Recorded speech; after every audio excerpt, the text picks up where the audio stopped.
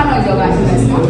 いえ、いませんでした。どんな彼女が好きですか？可愛い彼女がどこから来ましたか？日本から来ました。名前は何ですか？私の名前はサメアンです。誕生日は何ですか？私の誕生日はこのか2カ所2008年で家族が何人いますか？7年で母と父と姉が3年と妹が1年と私で何が好きですか？はい、好きです。どんなアニメが好きですか？アクションとかコメディとかロマンスです。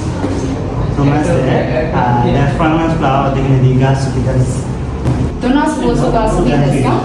シムです。日本の勉強はどうですか？難しいですが楽しいです。歌が好きですか？はい、楽しいです。どんな歌が好きですか？